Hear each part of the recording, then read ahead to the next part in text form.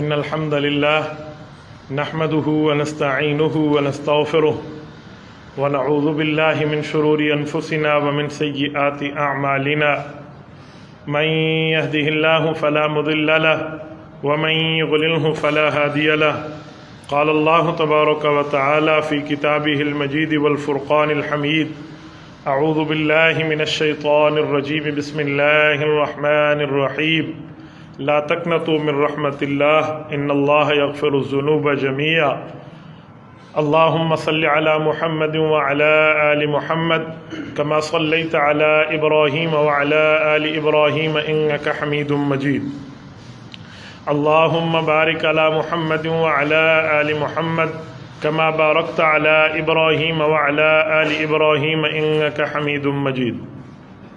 معزز دوستو، آج 4 نومبر 2022 اور جمعۃ المبارک کا دن ہے. رب کریم نے اگر انسان کے اندر شہوت رکھی ہے تو یہ انسان کی آزمائش کے لیے رکھی ہے.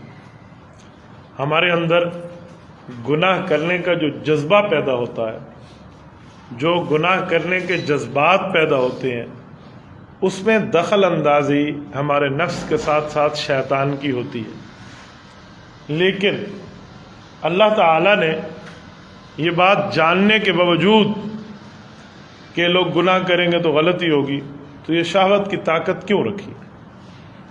تو اس میں اللہ تعالیٰ کی طرف سے کوئی غلطی نہیں ہے. آپ اس شہوت کی طاقت کو چھری سمجھیں. ہم لوگ گھروں میں چھری رکھتے ہیں، بلکہ چھری پیسوں سے خرید کے لاتے ہیں. اسی لیے تھوڑی لاتے ہیں کہ کسی کی گردن پہ چلائیں گے، کسی کے پیٹ میں چھرا ماریں گے، کسی پہ ظلم کریں گے. جی نہیں، اس کو صحیح استعمال کریں گے، اسی لیے لاتے ہیں. تو جو ہمارے اندر طاقت شہوت کی ہے، اس کا صحیح استعمال نکاح ہے، گناہ نہیں ہے. اس کا صحیح استعمال کریں، نسل کی بڑھوتری ہے. حضور پاک صلی اللہ علیہ وسلم فرماتے ہیں کہ اس خاتون کو ڈھونڈ کے شادی کرو، تلاش کرو اس عورت کو جس عورت کے لیے مشہور ہو کہ اس خاندان کی عورتیں بچے زیادہ جنتی ہیں. تزوج الودود الولود فانی مکاثر بکم الامم. فرمایا تم محبت کرنے والی اس خاتون سے شادی کرو جہاں آپ کے بچے زیادہ پیدا ہوں، میں کل قیامت کے دن امت کے افراد کے زیادہ ہونے سے تمہارے اوپر ایک شکریہ کے لیے اللہ رب العزت کے ہاں شکریہ ادا کروں گا، فخر کروں گا. یہ بات اس سے پتہ چلا کہ شہوت بندہ صحیح استعمال کرے، غلط جگہ استعمال نہ کرے. ہم لوگوں کا مسئلہ یہ ہے کہ ہم نام شیطان کا مار دیتے ہیں، معاملہ اپنا ہوتا ہے. آج کل ہمارے یہاں بہت غلط رواج ہے. اگر کوئی نوجوان بچہ گھر میں اپنی شادی کی بات کرے نا کہ جی میری شادی کر دی جائے، تو اسے معیوب سمجھا جاتا ہے. لوگ اسے بری نظروں سے دیکھتے ہیں. اس کو بہت شادی کا شوق ہے. شکر کرنا چاہیے ماں باپ کو کہ وہ نکاح مانگ رہا ہے، وہ گناہ نہیں مانگ رہا. اگر وہ شادی کی ڈیمانڈ کر رہا ہے تو اس کا معنی ہے کہ آپ کا بچہ شریف ہے، ورنہ وہ غلط جگہ منہ مار کے آ جاتا، اس کو پرواہ نہ ہوتی. تو وہ شہوت کی ڈیزالونگ جو ہے وہ صحیح جگہ استعمال کرنا چاہ رہے. تو یہ ہمارے اوپر اللہ رب العزت کی طرف سے آزمائش ہے. اگر ہم اس کا ٹھیک استعمال کریں گے تو اجر ہے، غلط استعمال کریں گے تو ہمارے اوپر عذاب ہے. قرآن کریم کہتا ہے فَأَلْهَمَهَا فُجُورَهَا وَتَقْوَاهَا. جب ہم نے انسان کو پیدا کیا تو ان میں نیکی کی طاقت بھی رکھی اور گناہ کی طاقت بھی رکھی. بس اب اس کا کام ہے کہ یہ کس سے رکتا ہے اور کس سے بچتا ہے اور کس کو استعمال کرتا ہے. یہ جو آخرت میں اجر ہے نا، یہ جو آخرت میں بدلہ ہے، جو آخرت میں اللہ تعالیٰ کی طرف سے ہمارے اوپر انعام ہے، اس کی بنیاد یہی ہوگی کہ یہ کتنا اللہ رب العزت کی بات کو مانتا ہے اور گناہ سے رکتا ہے. میں مثال دیتا ہوں. اگر ہم کسی کو کہیں نا بھائی نماز پڑھ لو، خصوصاً صبح کی نماز تو کہہ کہ یار ٹھنڈے پانی سے وضو کرنا بڑا مشکل ہے، تو بھائی یہ ہمیں پتہ ہے، اللہ کو پتہ نہیں تھا کہ ان کو ٹھنڈے پانی سے مشکل ہوگی. اللہ کو تو پتہ ہے. اسی مشکل پہ قیامت میں اجر ہوگا. اسی مشکل یہ جو آخرت کا اجر ہے، رب کریم کے ہاں سے ہمیں بدلہ اور انعام ملتا ہے، تو وہی اجر یہی ہے کہ ہم اسی مشکل کو برداشت کریں گے. قرآن کریم کہتا ہے وَتَوَاصَوْا بِالْحَقِّ وَتَوَاصَوْا بِالصَّبْرِ. کیا معنی؟ لفظی ترجمہ تو ہے آپس میں حق کی وصیت کرو، آپس میں صبر کی. کیا مطلب؟ کیا حق کی وصیت اور کیا صبر کی وصیت؟ وَتَوَاصَوْا بِالْحَقِّ کا معنی ایک دوسرے کو ٹھیک طریقے پر رکھنے کی بات کرو اور اس ٹھیک طریقے پر رکھتے ہوئے کوئی مشکل آئے تو وتواصوا بالصبر، مشکل کو برداشت کر کے صبر کر لو، حق راستے کو نہ چھوڑو، یہ مراد ہے۔ تو جو ہمارے اندر یہ شہوانی قوتیں، ہمارے اندر جو گناہوں کی طاقتیں ہیں، اس کو روک کے بندہ صحیح جگہ استعمال کرے تو آخرت میں اجر ہی اجر ہے، آخرت میں رحمت ہی رحمت ہے، بدلہ ہی بدلہ ہے۔ اور میرے دوستو، حدیث پاک میں ہے کہ جن خوش قسمت لوگوں کو رب کریم پوری دنیا میں سے بلا کر اپنے عرش کے نیچے سائے کی جگہ دیں گے، ان میں وہ نوجوان بھی ہوگا جس کی جوانی شرافت میں گزری، وہ نوجوان بھی ہو۔ نوجوان کو شہوت کا کتنا غلبہ ہوتا ہے، لیکن اللہ رب العزت نے ہمیں یہ خوشخبری بھی دی، وہاں پر یہ بندہ بھی ہوگا جس کو اللہ تعالیٰ نے اس طرح زندگی گزارنے کی توفیق عطا فرمائی۔ اچھا، اگر غلطی ہو جائے تو پھر بھی بندہ اس سائے میں جا سکتا ہے، وہ کیا ہے؟ توبہ کر لے۔ آج ہمارے اندر ایک بہت بڑا مسئلہ شیطان نے ڈالا ہوا ہے، وہ یہ ہے کہ غلطی ہو جاتی ہے نا، توبہ کرنے میں ہم دیر کرتے ہیں۔ اس لیے دیر نہیں کرتے کہ اللہ تعالیٰ معاف نہیں کرے گا، یہ تو بندے کو پتہ ہے کہ اللہ معاف کرے گا۔ شیطان نے ایک صوفیانہ پٹی پڑھا دی ہمیں، وہ پٹی پتہ ہے کون سی ہے؟ کتنی بار اللہ سے معافی مانگے گا، شرم نہیں آتی تجھے؟ 10 بار پہلے مانگ چکا پھر بھی مانگ رہا ہے، کتنا برا لگے گا، بار بار مانگ دے۔ یہ شیطان نے ہمیں صوفیانہ پٹی پڑھائی ہے۔ یہ بھائی یوں نہیں ہے، یہ انسانوں کے ہاں ہے۔ میں مثال دے رہا ہوں، حاجی صاحب بیٹھے ہمارے بزرگ ہیں، غلطی کوئی کرے نا، حاجی صاحب 1 بار معاف کریں گے، 2 بار کریں گے، 3 بار کریں گے، 4تھی بار تو انسان ہونے کے ناطے کہیں گے شرم نہیں آتی، بار بار غلطی کر دے۔ تو یہ ہمارے یہاں ہے، میں بیٹھا ہوں، بھائی بیٹھے، کوئی ہو، ہم اس طرح غلطی میں 3ری 4تھی دفعہ انسان کہہ بھی دے گا یار شرم کر۔ اللہ تعالیٰ کے ہاں یہ نہیں ہے کہ اللہ آپ کو 5ویں 6ٹھی 10ویں مرتبہ معافی پر اللہ کہے گا شرم کر، پہلے بھی گناہ کیا تھے۔ اللہ کے ہاں نہیں ہے۔ اللہ تعالیٰ کے ہاں ہر بار معافی ایسے ملتی ہے جیسے پہلی بار بندہ معافی مانگ گیا۔ اسے کریم کہتے ہیں، اسے رحیم کہتے ہیں۔ وَكَانَ بِالْمُؤْمِنِينَ رَحِيمًا، قرآن کریم کہتے ہیں اللہ تعالیٰ تو مؤمنین کے ساتھ ایک خاص تعلق رکھے ہوئے ہیں۔ ایک ہوتا ہے رحمان، ایک ہوتا ہے رحیم، یہ دونوں اللہ تعالیٰ کی صفت ہے۔ رحمان اور رحیم دونوں کا معنی ہے نہایت رحم کرنے والا، بڑا مہربان، ایک ہی معنی ہے، مہربان اور رحمت ایک ہی ہے۔ اور جب ہم بسم اللہ پڑھتے ہیں، بسم اللہ الرحمن الرحیم، کیا ترجمہ؟ شروع کرتا ہوں اللہ کے نام سے جو بڑا مہربان نہایت رحمت کرنے والا ہے۔ تو رحمان اور مہربان تو ایک ہی چیز ہے، رحیم اور مہربان تو ایک ہی چیز ہے، فرق کیوں ہے؟ تو قرآن کریم فرق بتاتا ہے، فرمایا رحمان وہ رحمت ہے جو کافر پر بھی ہے، مسلمان پر بھی ہے، اپنے پر بھی ہے، پرائے پر بھی ہے، فرما بردار پر بھی ہے اور نیکوکار اور گناہگار پر بھی ہے۔ یہ ہے رحمان۔ اللہ نے دنیا میں پانی کا گھونٹ کسی کافر سے نہیں کھینچا، چاہے وہ اللہ کا نافرمان ہے، چاہے وہ اللہ تعالیٰ کا منکر ہے، لیکن اسے پانی کے ایک قطرہ بھی نہیں کھینچا۔ کیوں؟ اللہ کے یہاں دنیا کی کوئی ویلیو نہیں ہے۔ روایات میں آتا ہے لو کانت الدنیا عند اللہ جناح بعوضۃ ما سقى منها شربۃ کافر، فرمایا کوئی کافر پانی کا گھونٹ نہ پی سکتا اگر اللہ کے یہاں دنیا کی ویلیو ہوتی تو دنیا میں تو اللہ نے سب کو دیا۔ لیکن رحیم، پہلا معاملہ رحمان کا تھا، یہ دوسرا رحیم۔ تو قرآن کہتا ہے وَكَانَ بِالْمُؤْمِنِينَ رَحِيمًا، مؤمن کے ساتھ اللہ کا ایک خاص تعلق ہے۔ وہ خاص تعلق کیا ہے کہ گناہوں کی معافی بھی اور قیامت میں اس نعمت پر جنت بھی ہے۔ یہ وعدہ صرف مؤمنین کے ساتھ۔ تو جب بھی بندہ معافی مانگے اپنی غلطی کی، اس امید سے مانگے کہ اللہ نے مجھے معاف کرنا ہے۔ جب یہی امید آپ لگائیں گے تو حدیث پاک میں انا عند ظن عبدی بی، فرمایا میرا بندہ مجھ سے معاملہ رکھتے وقت جو گمان کرتا ہے نا، میں اس کے گمان کے مطابق اس کو دیتا ہوں۔ ہم منہ سے مانگ رہے اللہ معاف کر دے اور ہمارے دل میں شیطان نے پٹی پڑا رکھی ہے معافی نہیں ملے گی، تو پھر تو ہم فارمیلٹی پوری کر لیں۔ حضرت ابوبکر صدیق رضی اللہ تعالیٰ عنہ رو کر اللہ تعالیٰ سے دعا مانگتے تھے، اور کبھی رونا نہ آتا، فطرت ہے، کسی دعا میں آنکھوں میں آنسو بندے کے لیے کوئی اپنی بس کی بات تو نہیں ہے، کبھی نہیں بھی آتا رونا، تو فرماتے رونے جیسی شکل بنا کر اللہ سے مانگتے، اور یہ بات کہتے کہ اگر بیٹا ماں اور باپ کے سامنے رونے جیسا منہ بنا لینا تو ماں باپ کے دل میں رحم آ جاتا ہے کہ اللہ تو ماں سے بڑھ کر رحمت کرنے والا ہے، اسی لیے اللہ تعالیٰ سے اس طرح مانگے۔ تو معافی تو ہے۔ اسرائیلی روایت ہے کہ حضرت موسیٰ علیہ السلام جا رہے تھے تو شیطان ایک انسان کی شکل میں حضرت موسیٰ علیہ السلام کے پاس آیا کہ آپ کوہ طور پر جا رہے ہیں؟ کہا جی ہاں. کہا وہاں آپ نے اللہ کی عبادت کرنی ہے؟ جی ہاں. تو کہا اللہ کا آپ کے ساتھ تو ہم کلام ہونا ہے کیونکہ قرآن میں وَكَلَّمَ اللَّهُ مُوسَىٰ تَكْلِيمًا. کہا جی ہاں. کہا میں شیطان ہوں انسانی شکل میں آپ سے ملاقات کے لیے آؤں. کہا تو شیطان مردود میرے پاس کیوں آیا؟ کہا اللہ تعالیٰ سے پوچھنا میرے لیے معافی ہے. یہ شیطان ایک نبی سے بات کر رہا ہوں. میں کوئی قرآن حدیث نہیں پڑھ رہا, اسرائیلی روایت پڑھ رہا ہوں. جو اسرائیلی روایت ہوتی ہے نا, اگر وہ ہمارے دین کے خلاف نہ ہو تو اس کو بیان کرنا جائز, اگر وہ دین اسلام کے خلاف ہو تو بیان نہیں کرتے. یہ جو روایتیں ہمارے دین کے خلاف نہیں ہے, صرف ایک واقعہ ہے. تو کہا ٹھیک ہے.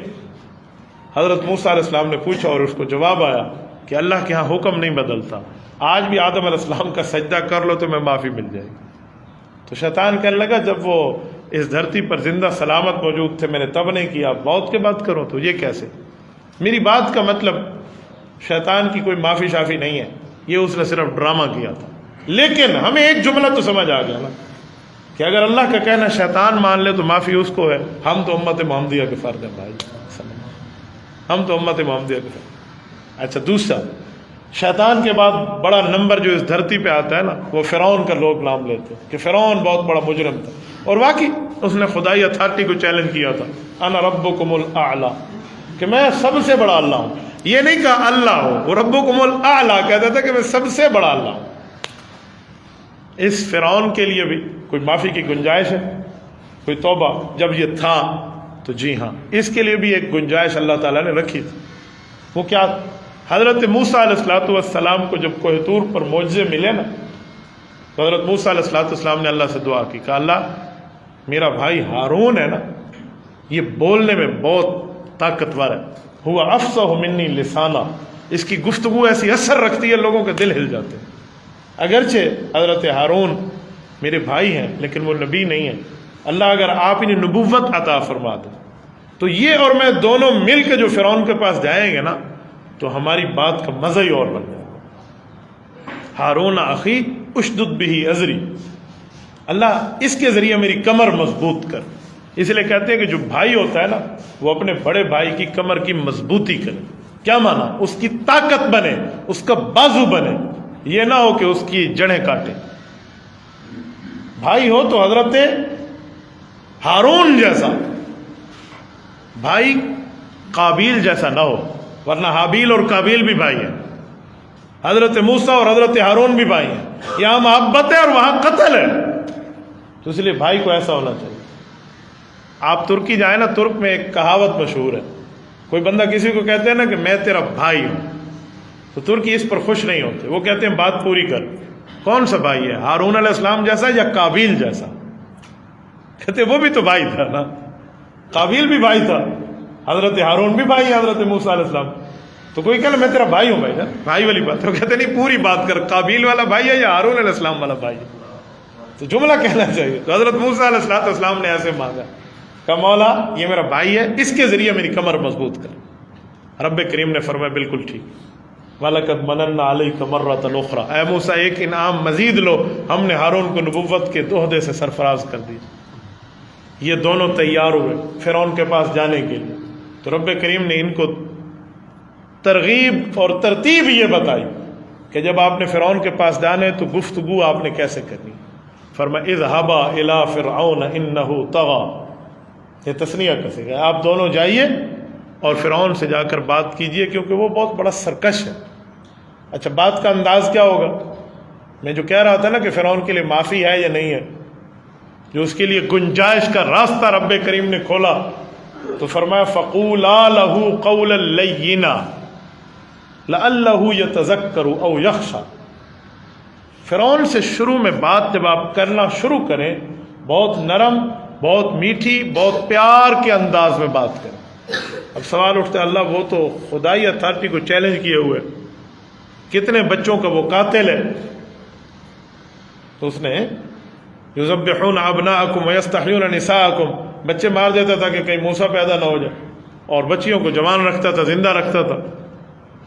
وہ تو اتنا بڑا بے ایمان اعظم ہے. فرمایا قولا لہ قولا لینا, نرم بات کرنا. کیوں؟ ایک گنجائش معافی کی پھر بھی رکھی, لعلہ یتذکر او یخشی, ہو سکتا ہے اس کو آپ کی گفتگو سے نصیحت ملے اور یہ مجھ سے ڈر جائے اور میں فرعون کو معافی دے دوں.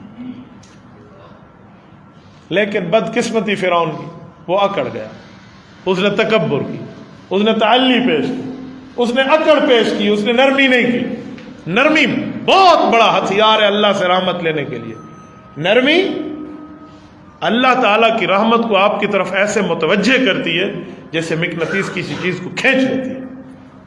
ایسے نرمی کا کوئی معاملہ ہو، معافی کا کوئی معاملہ ہو، درگزر کا کوئی معاملہ ہو، عفو کا، غفران کا، بردباری کا، حوصلے کا معاملہ ہو نا، جہاں آپ کی سختی بنتی ہے اور آپ نہ کریں، جہاں آپ کی طاقت و بدلہ لینے کی آپ نہ لیں، جہاں آپ کے پاس پاور ہو اس چیز کی کہ آپ اگلے کو فنا کر کے رکھ دو، اور اس وقت آپ اللہ تعالیٰ کی وجہ سے اس کو معاف کر دیں، تو رحمت آپ کی طرف ایسے آئے گی جیسے بارش کا پانی زمین پر برستا ہے۔ تو رب نے فرمایا لعلہ یتذکر، ہو سکتا ہے فرعون نصیحت پکڑے آپ کی بات سے اور جب ڈرے مجھ سے اور میں فرعون کو معافی دے دوں، لیکن اس کی بدقسمتی، اس نے تکبر کیا، وہ ڈرا نہیں، اس نے تکبر کیا، اس نے معافی نہیں مانگی، اس نے نرمی نہیں کی، وہ جھکاؤ کی طرف نہیں آیا، بلکہ اپنی خدائی اتھارٹی پر چیلنج کرتے ہوئے حضرت موسیٰ کو کہتے تو جادوگر ہے، ہمارے سامنے ہاتھ کو سورج بنا کر دکھا رہا ہے، ڈنڈے کو سانپ بنا کر دکھا رہا ہے، تو جادوگر ہے، میں اپنی جادوگروں کی ٹیم بلواتا ہوں، ان سے فیس ٹو فیس بات کر، اگر وہ جیت گئے تم سے تو ہم جیت گئے، اور تم ہار گئے تو تم اس طرح کے چیلنج بازی اس نے کرنے شروع کر دی۔ وہاں بھی وہ ذلیل ہوا جب جادوگر آئے، 70,000 جادوگر ایک وقت میں کلمہ پڑھ لیں حضرت موسیٰ علیہ السلام کا، یہ کوئی مذاق کی بات ہے؟ ہار گیا، اس ہار پر بھی اس نے معافی نہیں مانگی، اس ہار پر بھی اس نے نرمی نہیں کی، جھکاؤ نہیں کیا، اللہ کے سامنے انابت میں نہیں آیا، تو فرعون غرق ہوا۔ قرآن کہتا ہے میں نے لائیو سچویشن دکھائی ہے موسیٰ علیہ السلام کے لوگوں کو، واؤ حالیہ ہے، حال کہتے ہیں موجود اور اس وقت براہ راست دیکھنا۔ وَأَغْرَقْنَا آلَ فِرْعَوْنَ وَأَنْتُمْ تَنْظُرُونَ، یہ واؤ حالیہ ہے، یہ لائیو کوریج کی طرف اشارہ ہے۔ وَأَنْتُمْ تَنْظُرُونَ، اس وقت جب وہ ڈوب رہا تھا اور موسیٰ علیہ السلام کے صحابہ اسے دیکھ رہے تھے اور اس کی آنکھیں ٹھنڈی ہو رہی تھی، دیکھو یہ ظالم، یہ بے ایمان اللہ کے سامنے جھکا نہیں، اسے کئی مواقع ملے اور اس کے باوجود بھی اس نے معافی نہیں مانگی، آؤ اس کا یہ اشر ہو۔ تو میری بات کا مطلب فرعون کے لیے معافی ہے، آپ اور ہم تو رسول اللہ صلی اللہ علیہ وسلم کی امت میں اللہ تعالیٰ کے چنے ہوئے ہیں، تو ہمارے لیے معافی کیوں نہیں؟ اس لیے شیطانی پٹی نہ اپنانا کہ یار کتنی بار اللہ سے معافی مانگے گا، کتنی بار اللہ سے توبہ کرے گا، اللہ پاک کیسے معاف کرے گا، اتنے بڑے گناہ ہیں۔ جی تمہارے گناہ بڑے نہیں ہیں، ان رحمتی وسعت کل شیء، اللہ فرماتے ہیں اس دھرتی پر ہر چیز سے بڑی میری رحمت اور میری معافی ہے۔ تو اللہ کی معافی سب سے بڑی چیز، اللہ کے سامنے توبہ سب سے بڑی چیز۔ تو اپنی بچیوں کو زندہ درگور کر کے آتے تھے ابو جہل کی پولیس کے ڈر سے، اور رسول اللہ صلی اللہ علیہ وسلم کے سامنے روتے ہوئے جب اسلام ان کے دل میں گھر کرتا تو کہتے کہ اللہ کے رسول ہمارے لیے بھی معافی ہوگی، ہم نے اپنی چمکتی دمکتی بچی کو، چہچہاتی اور بولتی بیٹی کو ابو جہل کے ڈر کی وجہ سے زمین میں زندہ درگور کر دیا کہ کل تمہارا کوئی داماد بنے گا، ہمیں نہیں لگتا ہمارے لیے معافی ہو۔ آپ علیہ السلام کی آنکھوں میں آنسو آ جاتے، حضور فرماتے جرم بہت بڑا، غلطی بہت بڑی ہے، لیکن جس دین کو تمہارا نبی لے کر آیا اللہ تمہیں اس کی بھی معافی دے۔ تو اسی لیے رحمان اور رحیم کا معاملہ یہی ہے کہ اللہ تعالیٰ معافی دے گا، لیکن شیطانی پٹی پہ ہم نہ چلیں۔ تو میں بات کر رہا تھا قوت شہوانی جو ہمارے جسم میں ہے، اس کی ڈیزالونگ صحیح طریقے سے، اس کا معاملہ صحیح طریقے سے، اور جب صحیح ہوگا تو پھر اللہ کی طرف سے اجر بھی ہے۔ دیکھو زنا پر پکڑ ہے اور نکاح کے اوپر اللہ کا اجر ہے۔ نکاح پر اللہ کا اجر کیوں ہے؟ نکاح کی بنیاد پہ اللہ کی طرف سے انعام کیوں ہے؟ کہ آپ اور ہم صحیح راستے پر چل رہے ہیں، تو صحیح راستے پر چل رہے ہیں تو اللہ کے ہمیں انعام ہے۔ حق ہے کہ انعام تو نہیں ہونا چاہیے۔ میں ایک جملہ کہتا ہوں سنیں، جب ہم گاڑی چلا رہے ہیں روڈ پر، سیدھے راستے پہ ہم جا رہے ہیں، رانگ وے نہیں جا رہے، سیدھا جا رہے ہیں، اور جب ہم الٹا آ رہے ہیں، اس میں فرق ہے۔ عکس الٹا آئیں گے نا تو ہمیں چالان ہوگا یا نہیں ہوگا؟ تو کوئی پوچھے نا ٹریفک پولیس والوں سے، بھائی یہ کیا معاملہ ہے کہ ہم الٹ چلاتے ہیں تو آپ چالان دیتے ہو، پکڑ کرتے ہو، فائن کرتے ہو، جرمانہ کرتے ہو، جب ہم سیدھا چلاتے ہیں تو ہمیں انعام بھی دو نا، ہم سیدھا جا رہے ہیں اب انعام دیں، ہم الٹے تو نہیں چل رہے۔ لیکن دنیا کا کوئی عقل مند بندہ کہے گا بھائی انعام کا حق نہیں بنتا، سیدھے گئے ہو بس پکڑ نہیں ہے، اس پر خوش ہو جاؤ، الٹے پہ پکڑ ہے۔ تو ہم نیکی کریں اور ہمیں اجر ملے. کیوں ملے بھائی؟ ہم نے تو ٹھیک کام کیا، ہم نے اللہ پہ احسان تھوڑی کیا، ہم نے تو بندگی کی ہے. ہاں برا کام کریں ہمیں پکڑو تب ہے. تو نیکی پہ اجر اللہ دیتا ہے، یہ اللہ کی طرف سے ہمارے اوپر ڈبل انعام. یہاں آپ کو اچھائی پہ کون دیتے؟ آپ سیدھے راستے پہ جائیں، آپ کو کوئی غلط نہیں کہے گا. آپ کسی کو کہو میں نے تمہیں گالی نہیں دی مجھے انعام دے دو، وہ کہے گا گالی دو گے تو تھپڑ پڑے گا، گالی نہیں دو گے تو میں کچھ نہیں کہوں گا. تو بھائی ہم نے نیکی کر لی ہے، ہمیں اللہ کی طرف سے عذاب نہ ہو، بس اتنی سی بات ہے، برابر سرابر بندہ چھوٹ جائے. لیکن وکان بالمؤمنین رحیمہ، اللہ نیکی پر اجر پھر بھی دیتا ہے. اور ایک نہیں، قرآن کریم کہتے ہیں من جاء بالحسنۃ فلہ عشر امثالھا، ایک نیکی پر 10 گنا اجر ملتا ہے. کہ ہم نے ایک جمعہ کی نماز پڑھی ہے تو ہم نے 10 جمعوں کی نماز کے برابر ثواب لے لینا ہے. اور ہم جامع مسجد میں بیٹھے ہیں ب27 درجہ. حضرت ابن عمر رضی اللہ تعالیٰ عنہما کی روایت، اللہ کے رسول نے فرمایا 27 نمازوں کو ثواب ہے جامع مسجد کی نماز. تو بھائی ہم نے جمعہ ایک پڑھا ہے، 10 جمعوں کا ثواب ہے، کیونکہ ایک نیکی پر 10 کا اجر ہے. تو پھر ایک نیکی پر جب 10 کا اجر ہے تو 27 گنا بڑھ کے جامع مسجد میں، تو ایک جمعہ نہیں ہے، 2700 جمعے. یہ اللہ کیا کتنا بڑا اجر ہے. یعنی ہم ایک جمعہ پڑھنے آئے اور ہمیں 2700 2700 جمعے کا ثواب مل جائے، یہ کم اللہ تعالیٰ کا احسان ہے ہمارے اوپر، یہ کم اللہ تعالیٰ کا کرم ہے ہمارے اوپر. اور ہم اس پر پریشان ہو جاتے. حیرانگی کی بات ہے کہ آج نیکی مفت ملتی ہے، لوگ لینے پہ تیار نہیں ہیں، اور گناہ پیسوں سے خرید کے کرنے پہ بندہ تھا. اس سے بڑی بدقسمتی اور کیا ہو کہ گناہوں کے لیے پیسہ لگا دے، کوئی ایشو نہیں. نیکی مفت میں مل جائے نا تو اس کو لینے کے لیے کوئی مسئلہ نہیں. اچھا ایک وقت آنکھ بند ہوگی، اس وقت ہم ایک ایک نیکی کو ترس رہے ہیں، ایک ایک نیکی کو ترس رہے ہیں. ایک ایک نیکی وہاں شمار کے حساب سے آئے گی، تو ادھر تو ہم کوئی وہ نہیں کرتے. تو بھائیوں ہمیں مہلت ہے جب تک ہماری آنکھ کھلی ہو، ہمیں مہلت ہے جب تک ہماری نبض چل رہی ہے، ہمیں مہلت ہے جب تک ہمارا دل دھڑک رہا ہے، ہمیں مہلت ہے جب تک ہماری سانسیں جاری ہیں. اس مہلت کو کامیابیوں کی طرف لے جاؤ تاکہ دنیا بھی بہتر ہو، آخرت بھی بہتر ہو. اقول قولی ھذا واستغفر اللہ وآخر دعوانا ان الحمد للہ رب العالمین. کیا ٹوپی کے بغیر نماز نہیں ہوتی؟ اکثر مساجد میں ٹوپی رکھی ہوتی ہیں، کوئی ننگے سر نماز پڑھ رہا ہوتا ہے تو لوگ اس کے سر پہ اٹھا کے رکھ دیتے ہیں، اس میں رہنمائی فرمائیں. ٹوپی کے بغیر نماز ہو جاتی ہے لیکن ثواب کم ہو جاتا ہے. آپ سر پہ ٹوپی یا پگڑی، اصل ہے سر کو ڈھانکنا، چاہے ٹوپی سے ہو یا پگڑی سے ہو، آپ سر ڈھانک کے نماز پڑھیں.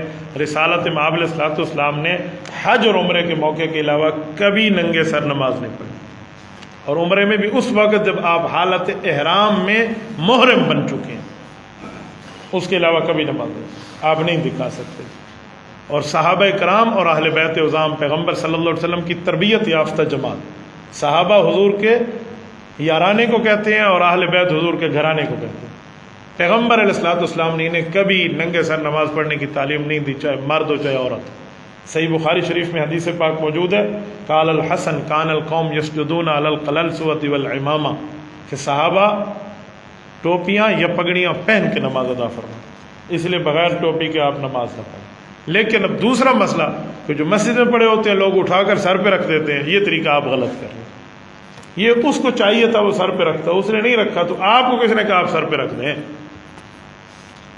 یہ تو کل کوئی بغیر قمیض کے نماز پڑھ رہا ہوگا تو آنکھنے پہلے چولا پاچے چلو میں پوینا چاہتا ہوں نماز پڑھ رہا ہے، آپ نے کہا میں تمہیں قمیض پہنا دیتا ہوں، تو نماز اپنی جاری رکھ. تو بھائی ایک بندے کو خود خیال نہیں ہے، ہم آ گئے ہیں اس کو نماز کے اندر اس کو صحیح کرانے والے، تو یہ ترتیب ٹھیک نہیں. باقی لوگ مساجد میں ٹوپیاں رکھتے ہیں، میرے خیال میں لوگوں کو اپنی جیب میں 2 روپے کی ٹوپی رکھنے کا کوئی خیال نہیں. جوتی پوچھو نا، جوتی کہتے 5000 کے جوگر لی، بہترین چیتا شوز ہیں بھائی، میں نے 6000 روپے کی جوڑی لی ہے، تو 6000 پاؤں پہ لگا دی ہیں، 1000 سر پہ لگاتے موت پڑتی ہے. کچھ بھی بندوں کو صحیح شیطان نے پٹی پڑھائی. الحمدللہ میری پگڑی اللہ کے فضل سے اتنے پیسوں کی ہوتی ہے کہ اتنے پیسوں کا پاؤں میں جوتا نہیں ہوتا. یہ میں نے پہلے دن سے طے کیا کہ پاؤں کے جوتے سے زیادہ سر کی عزت پہ لگانا ہے.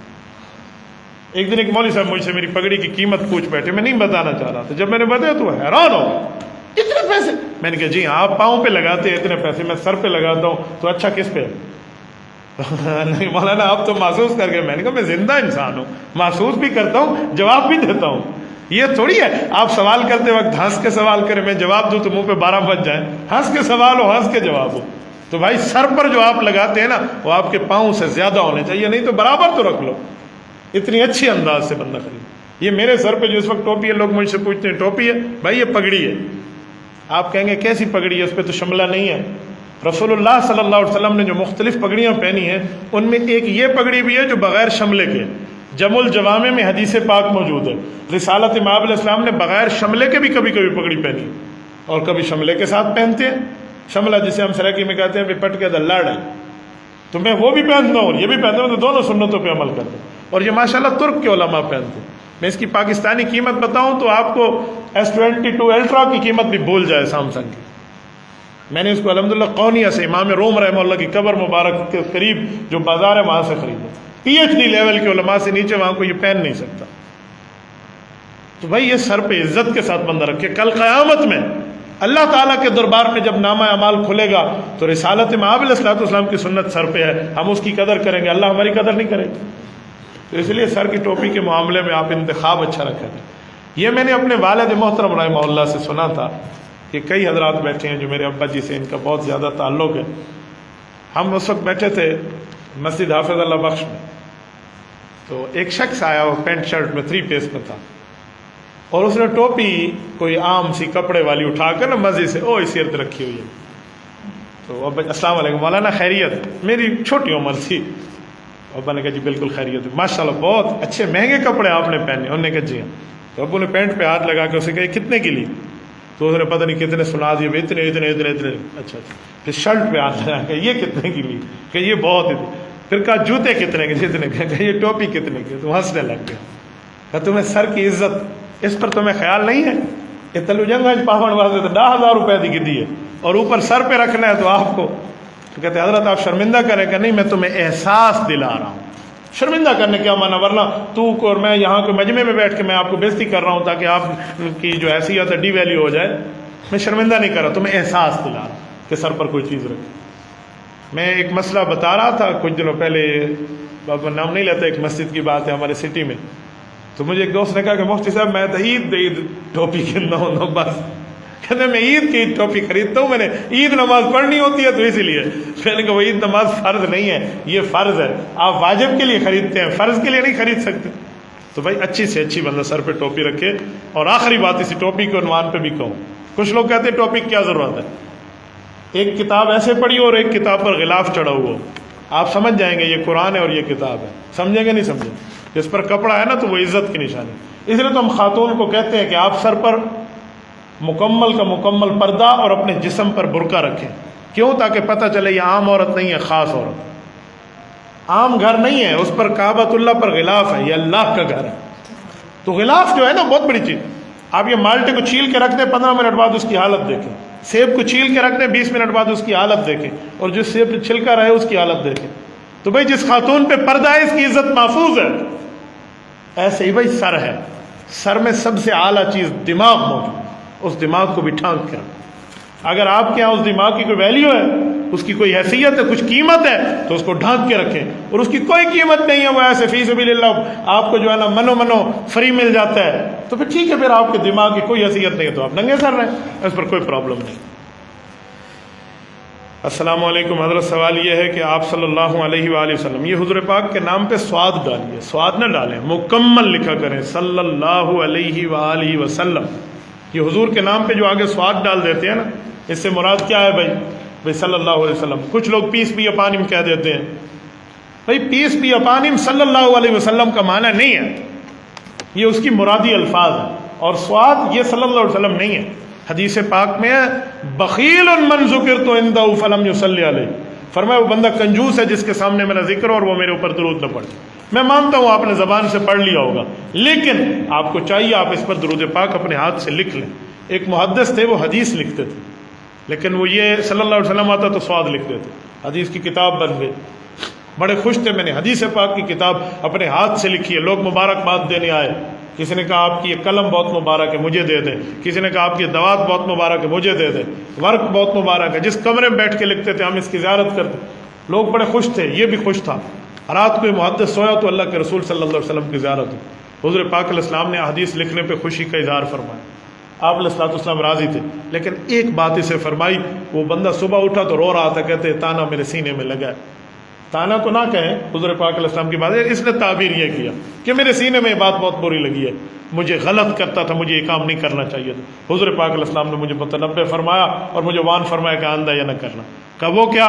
کہ مجھے اللہ کے رسول صلی اللہ علیہ وسلم نے پوچھا غریب بندے ہو؟ کہ کیا مطلب؟ کہ تمہارے پاس سیاہی کے پیسے صلی اللہ علیہ وسلم لکھنے کے نہیں ہیں، یا تمہارے پاس ٹائم زیادہ ہے، بزی بندے ہو، مصروف آدمی ہو، یہ سعد لکھ دیتے ہو، پورا درود نہیں لکھتے، شاید آپ کی مصروفیت زیادہ ہوگی، یا آپ کے پاس اس جتنے سیاہی کے پیسے نہیں ہوں گے۔ ناراض نہیں ہوئے حضور پاک کہ تو نے حدیث کتاب کیوں، لیکن اس بات پہ ناراضگی فرمائی کہ آپ نے صلی اللہ علیہ وآلہ وسلم پورا کیوں نہیں لکھا۔ تو بھائی ایسے ہی کہنا چاہیے، اور اس نیت سے کہیں کہ ہم ادھر سے درود پڑھیں گے، کون لے جائیں گے حضور تک؟ فرشتے۔ تو اللہ پاک ایک دن آپ کو بھی توفیق عطا فرمائے گا، مطلب اپنی گناہ گار زبان سے رسالت امام علیہ السلام کی خدمت اقدس میں درود پاک پڑھے، بہت بڑی سعادت ہوتی ہے۔ سوال یہ ہے کہ حضور پاک صلی اللہ علیہ وسلم کے والدین دادا جناب عبد المطلب، آپ صلی اللہ علیہ وسلم بچپن میں وفات پا گئے، تو اس وقت یہ لوگ کس دین پر تھے؟ آپ نے بہت اچھا سوال فرمایا ہے۔ حضور پاک علیہ السلام کے والدین حضرت عبداللہ اور حضرت آمنہ اور حضور پاک علیہ السلام کے دادا جان حضرت عبد المطلب رضی اللہ تعالی عنہم یہ دین ابراہیمی پر تھے، اور دین ابراہیمی عین دین اسلام ہے، ان کا کوئی شرک، کوئی کفر، کوئی خلاف دین ابراہیمی کے کوئی جملہ، کوئی بات، کوئی عمل، کوئی قول، کوئی فعل ثابت نہیں ہے۔ باقی یہ حضور پاک علیہ السلام کے کلمہ پڑھنے کے مکلف نہیں تھے، کیونکہ ابھی تو اعلان نبوت ہی نہیں تھا۔ حضور پاک علیہ السلام کے والد مکرم حضرت عبداللہ رضی اللہ عنہ تو پیدائش نبوی سے بھی پہلے فوت ہو گئے، اور حضرت اماں آمنہ رضی اللہ عنہ ابوا میں فوت ہوئے جب حضور پاک علیہ السلام کی عمر مبارک 6 سال تھی، 7واں سال شروع تھا۔ اور آپ کو ایک مزے کی بات سناؤں، آج جمعہ کے دن یہ اسی دن منگل کو میں نے حضرت اماں آمنہ رضی اللہ عنہ اسی میں ہفتے ابوا میں ان کی قبر پہ فاتحہ ابھی پڑھا 4 دن پہلے۔ آپ ابوا جائیں، حضور پاک علیہ السلام کی والدہ مکرمہ کی قبر ہے، نہیں لگتا بندہ زمین پر ٹھہرا ہے، یہ کس جگہ ہے؟ اتنی حیرانگی ہو جاتی ہے کہ ہم اس جگہ ٹھہرے ہیں۔ یہ وہ تربت اقدس ہے جس تربت اقدس کو ماں بننے کا شرف حاصل ہے امام الانبیاء۔ ابوا یہ راستہ ہے بدر اور ملک عبداللہ الاقتصادیہ، یہ پرانا روڈ ہے طریق الہجرت کا، ہے تو مشکلات وہاں جانے میں، عام بندہ بہت مشکل جا پاتا ہے، لیکن اگر سچی طلب سے جائیں تو جا سکتے۔ میں الحمدللہ کئی بار گیا ہوں، یہ اس دفعہ میرا جانا الحمدللہ 7ویں مرتبہ ہوا۔ یہ حضرت اماں آمنہ رضی اللہ تعالیٰ عنہ کا قبر ہے۔ تو حضرت اماں آمنہ 6 سال حضور پاک کی عمر تھی جب فوت ہو گئی، تو اسی لیے ان کو بھی آپ شرک کفر کی کوئی بات نہیں بتا سکتے، وہ کلمہ پڑھنے کی مکلف نہیں تھی، وہ دین ابراہیمی پر۔ 24 سال عمر ہے اماں آمنہ کی وفات کے وقت۔ کتنی بولیے؟ 24۔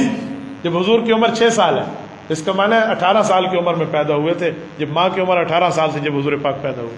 ہمارے یہاں تو 24 سال بچیوں کی شادی کی عمر ہوتی ہے۔ 24 سال عمر میں یہ عورت دنیا سے گئی اور پیغام دے کر گئی ہے کہ میں ایسا بیٹا دنیا میں چھوڑ کے گئی ہوں کہ اس کائنات میں اللہ تعالیٰ کی مخلوق میں اس جیسا فرد اس دھرتی پہ نہیں آیا۔ ان کا بھی کفر و شرک ثابت ہے۔ اسی طرح حضرت عبد المطلب ہے، حضور پاک صلی اللہ علیہ وسلم کے دادا جان، جن کا اصل نام شیبۃ الحمد ہے، لقب عبد المطلب ہے۔ یہ عبد المطلب، ان کا بھی کوئی کفر شرک ثابت نہیں ہے۔ یہ اس وقت فوت ہوئے جب حضور پاک علیہ السلام کی عمر 8 سال تھی، بلکہ انہوں نے حضور کا نام رکھا تھا۔ صحیح حدیث ہے مستدرک حاکم میں، جب حضور پاک علیہ السلام پیدا ہوئے تو دادا جان نے نام رکھا۔ کسی نے پوچھا ما حملک علی ان تسموا محمدا، آپ نے نام ان کا محمد صلی اللہ علیہ وسلم رکھا، کا وجہ تو محمد کا معنی تعریف والا ہے نا۔ تو عبد المطلب نے اس وقت ایک جملہ کہا تھا، دنیا نے تو بعد میں پہچانا۔ حضرت عبد المطلب نے فرمایا اردت ان یحمدہ اللہ فی السماء ویحمدہ الناس فی الارض، کہ میں چاہتا ہوں اللہ آسمان میں اور مخلوق زمین میں میرے اس پوتے کی تعریف کرے۔ یہ حضرت عبد المطلب ہے۔ حضرت عبد المطلب کی قبر مبارک جنت المعلی میں، اس پر بھی الحمدللہ مجھے کئی بار سعادت نصیب ہوئی ہے۔ تو ان کا کوئی کفر شرک ثابت نہیں ہے، یہ دین ابراہیمی پہ تھے، اور دین ابراہیمی بالکل عین ایمان تھا۔ اور یہاں آپ کے ذہن میں خیال آئے کہ اس وقت تو حضرت عیسیٰ علیہ السلام آ چکے تھے، تو حضرت عیسیٰ کا کلمہ پڑھتے، حضرت ابراہیم کا کیوں پڑھا ہوا تھا؟ تو بھائی حضرت عیسیٰ علیہ السلام بنی اسرائیل کے نبی تھے، اور یہ مکہ مکرمہ والے بنی اسماعیل ہیں۔ تو بنی اسرائیل اور ہے، بنی اسماعیل اور ہے۔ حضرت عیسیٰ صرف رسولاً بنی اسرائیل، صرف بنی اسرائیل پہ آئے تھے اور ان نے کلمہ پڑھنا تھا۔ مکہ مکرمہ والوں پہ اور بنی اسماعیل پہ جیسے آپ اور ہم تھے، ہم پہ حضرت عیسیٰ علیہ السلام کا کلمہ پڑھنا واجب نہیں تھا، اسی لیے ان پہ سچے لوگ دین ابراہیمی پہ تھے۔ ٹھیک ہے، جزاکم اللہ تعالی۔ اقول قولی ھذا واستغفر اللہ وآخر دعوانا ان الحمد للہ رب العالمین۔